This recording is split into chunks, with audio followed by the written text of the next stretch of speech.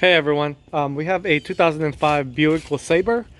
A friend of mine dropped off his, I guess to him, he just bought it. So we're gonna go ahead and do the alarm remote start on it. We'll kind of quickly guide you on how to install this one. It is not too hard, but you kind of need a little bit of basics tools to get this done. It's similar to a Chevy Silverado 03 to 07 wiring wise, with the exception of low current. So let's get to it. I'll show you how that's done. First things first, we are going to take off the parking light bezel. All you really need for this one is a little panel remover. If you don't have that, you can just use a flathead, but just put tape around the sharp edge. Start from here, and all of this just pops off. Nothing but clips. Just kind of put it aside for now. We will be taking off this cover right here. It'll be a 7mm right here, and then another one right here.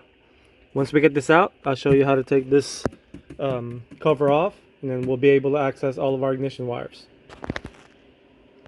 Once you get this part off, just go ahead and unplug this.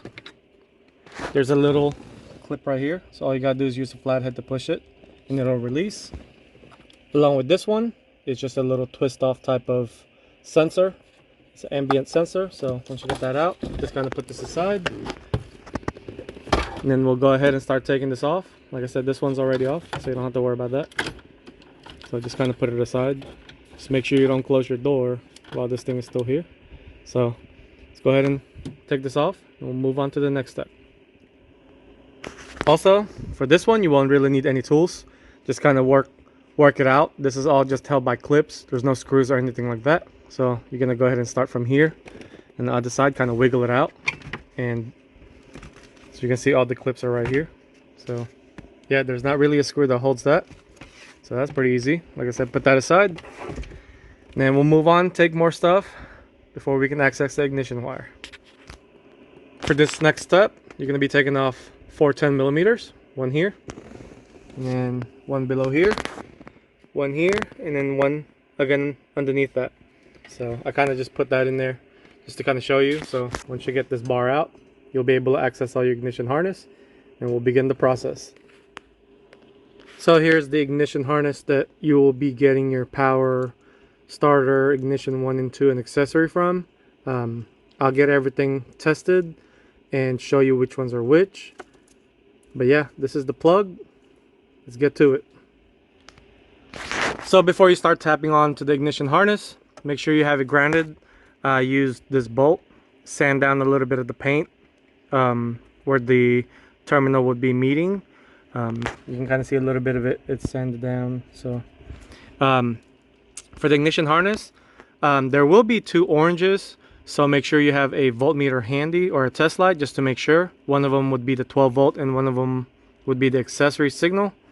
For the 12 volt, you're going to combine both of the power wire, tap it into the orange. This would have 12 volt constant even when the key is not in the ignition. The accessory would be the second orange wire. This would show either on the accessory or ignition when you have the key in the ignition cylinder. That would have 12 volt only on the ignition or accessory location. As far as the second ignition, it will be the white wire. This would show 12 volt when you have the key on the ignition position. The ignition, main ignition, which is ignition 1, would have ignition power as well, same as the ignition 2. So that will be the pink wire. For the starter, it would be a purple. So from the Compustar, so yellow to purple, green to pink, white to orange, and blue to white. And that would take care of all your ignition part. We'll be moving on next to the data signal. The blue and white is the parking, the brake signal. The green and white would be the negative parking light, which we can catch from the switch. And the white would be the horn signal. So I'll go ahead and tap all those wires for you and show you what that looks like. The negative parking light, which is Like I said, from the Compustar will be the green white. You're going to want to route that. Make sure you put tape. Route it around this mounting point for the parking light bezel. So just go around it and then put a little zip tie right here just to kind of secure it in place. On the parking light switch, the negative ground signal will be a brown white. Now there's only one brown white here from what I saw, but then again, make sure you touch it. If you have your test light, it will show ground whenever you turn the parking light on, or if you touch it directly with ground, the parking light will come on even without the switch in place. So that's how you check it. If you have a voltmeter, the red would be on the power lead, and then when you turn it on, it would show ground signal. So you have different ways of checking it, but always double check. Yeah, like I said, route it right here, over it, and then down. Leave it a little bit of slack, so later on, once we have everything done up and start securing everything, it's not going to be so tight. You always want to leave some slack so you have ways to kind of secure it later on without it being too tight. So we only have 3 wires left. We're going to go ahead and tap it to the data signal. That will be the orange wire. So let's get to that. So I was looking for the horn wire. It took me a while, a couple of testing here and there. There's so many black wires on the ignition area, so I did find it in this bundle right here. So there's not going to be a plug on that. Like I said, it'll be a black one. If you touch it with ground, it'll honk. So if you have a test light, just go ahead and use that. Have it grounded, and then whenever you touch it, it'll honk the horn. That's how you know. If you have a voltmeter, same way. Red to positive, and then black to this black wire. And then whenever you press the horn, the signal would show ground. So that's how you test it. Like I said, I saw 3 different black wires here, and I did eventually find it. Sadly, it had to be the last one that I checked, but yeah, it is the black wire. So you're going from white to black, and that's your horn. So we only have 1 wire left, and we are almost done.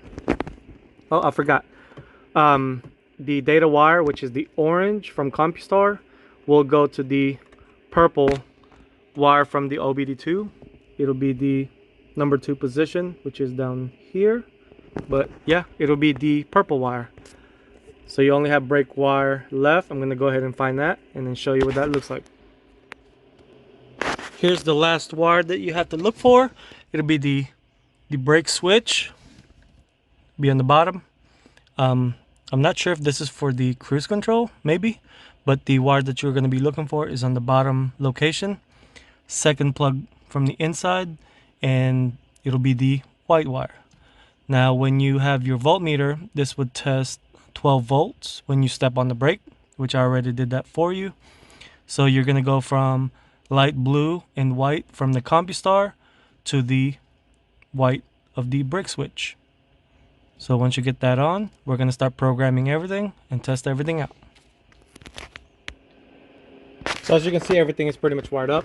Don't worry about how it looks right now. I'm going to clean all that up once I'm completely satisfied with the install. Once you have everything installed, you're going to be programming the Blade AL first. So as you can see, it's already inserted. And when you turn the ignition to the on position, it will show a red light. And from, I believe, about 10 seconds, now you have 30 seconds for this to program, but around 10 seconds, it'll go from read to solid blue. That's pretty much showing you that the Blade AL is pretty much programmed, so you'll be done with that. Now for the tach, you have to start the vehicle, let it run for a little bit, kind of maybe 2 to 3 minutes. You're going to be stepping on the brake and hold it while it's running. While you're holding that, you will be holding the remote start button until you hear the click and the parking light will flash. That would pretty much show you that the tach signal is programmed to it. You don't have to do this if you don't want the tach signal, but figured it's already going to the data, so might as well. It's easier. You can also have your installer set it or if you do this by yourself, you can have it set to voltage sensing. Basically, it'll sense the battery signal, 12 volt. That's kind of how it remote starts. And then it'll shut down or shut off starting when it's already running. So, but I like the tach. Whenever it's cold outside, then it takes a little bit longer to crank. The tach would take care of that. So in my opinion, I would do it this way. So I'll go ahead and test that just to make sure, because I haven't programmed anything, but the Blade AL is programmed because I wanted to make sure everything works. Like I said, right now it's running. Just kind of let it idle for a few. Like I said, you have to step on the brake and hold it, and then you will hold the remote start button on the Compustar while it's running. And then once you hear the parking light flash once, the tach is pretty much programmed, and then you are done with everything. So we are on now trying to run the antenna. So you're just going to be running it behind here. Make sure it's kind of loose and not so tight. It'll kind of route down here and then come out where the parking light is. So you have a way to route it along with the parking light wire. Again, over it. Kind of zip tie everything together so nothing's kind of jumping around or getting pinched once you have everything on. But yeah, plug that in, and then shock sensor and LED is all we have left, and we are done. For the LED, I chose to mount it on this parking lot bezel. Not only to me it's the best location, being that when you look, if you're a thief, you'll be able to see the light right away, so it'll project the light pretty clear. So I use a step drill bit, so kind of go at least 4 clicks. Kind of test it out, that way you're not drilling such a big hole. But I'm kind of just testing it out for right now, but just showing you a little bit. Once I get everything mounted, I'll show you what that looks like. So I got the LED drilled. Like I said, run it along with everything, so zip tie all of it, go around it.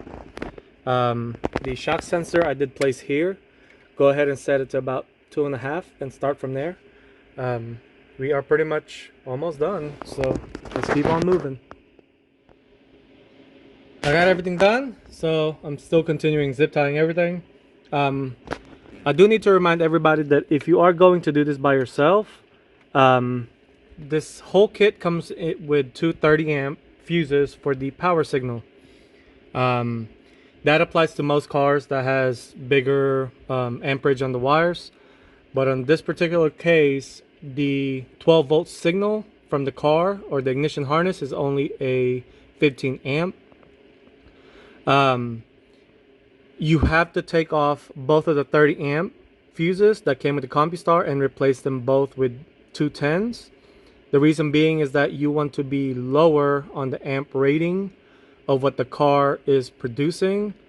That way, if there is any fault in the vehicle or the remote start, you want that 10 amp to be lower than the vehicle. So if in an event that it needs to pop the fuse, then it will pop the fuse. If you leave the 30 amp in there, then it will not pop due to the higher rating. Like I said, you want to replace those both with 210s. I already did that, so that's just a safer way. You don't really need anything over 10 amp on this anyway, since the ignition signal are low current. So, but yeah, that's a little tip that you have to do when you do this car. Safer is the best way to do it anyway. So I'll go ahead and continue everything else, put everything back together, test it out, and then ship it out. Just to show you where I mounted the brain, it's located down here. So I always flip it around like that just because I get paranoid that the button for the Blade AL bypass, I don't want it leaning on any wire harness or loom. I'm just kind of thinking that it might get pressed or something like that, so I always have it flipped up. So yeah, that's the best place that I can find, and pretty much you can put it wherever you desire, but that's just a suggestion from me. So let's go ahead and put everything back and ship it out. Everything is completed, everything is installed. I did test everything just to make sure. I remember when I did an install a long time ago, somebody asked me how come their wiring has more on the plugs and mine doesn't. Well, mine, when I do any install, I depin some of the wires that are not needed. I know a lot of people don't like doing that. Some people would just cut it and tape it up there just in case in the future. All I can tell you is that majority of my customers are pretty loyal and they come back to me. And whenever that happens, I always end up adding something, which I don't mind. Either way, I have to get to the plug or the wires. But just to show you, these are the wires that I depinned. So yeah, just to show you how much sometimes the car doesn't really need. But overall, you can kind of distinguish that there are so many wires that are not needed. Like I said, somebody would just cut it, tape it up there, and kind of leave it there for the future. To me, I don't believe in that, but you can do whatever you desire. Other installers have their own way, but this is just my way. So that's that. So that should answer that individual's question. So I'll go ahead and pull this out, call the customer, and they can have it picked up. I forgot to mention that that one wire for the OBD2, since it goes to data, it also does the power trunk with a button. So just hold it.